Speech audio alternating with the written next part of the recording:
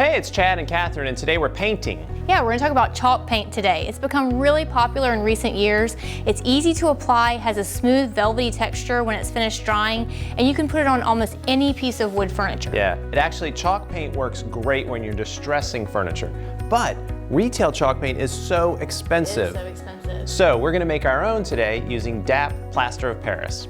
Yeah, plaster of Paris is typically used to patch plaster walls and even for casts and molds, but today we're going to use it for a little different, more fun use really. Yeah, really fun, really easy. It's a recipe, kind of like you're cooking. We're going to use 1 part plaster of Paris, 1 part water, and 3 parts paint.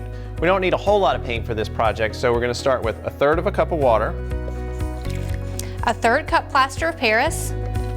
Then you want to mix that up really smooth.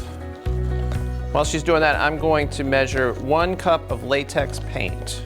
Yep, and we're ready to go. You can add that to this. Okay. Just make sure you stir it till it's smooth and mixed really well. And once you get it to the right consistency you want, you're just about ready to paint with that. Now you want to make sure the piece of furniture that you're working with is smooth and prepped for painting, then you're ready to go. So the first coat is going to be kind of streaky, but luckily chalk paint dries within an hour, so you can come back with your second coat to fill in all those streaks. The more layers you add, the more rich the texture becomes. You're going to mix the second batch of paint just like the first one using the same recipe. We're going with gray over black, but really any color combination will work. You're going to paint the second coat directly over the first.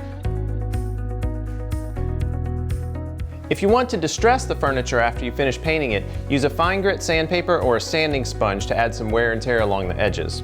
And remember that chalk paint dries really quickly, even in an airtight container, so you want to make sure that you only make enough for this project. Yeah, but your plaster of Paris will be just fine in a nice dry place. I really like how this project turned out. Yeah, that looks great.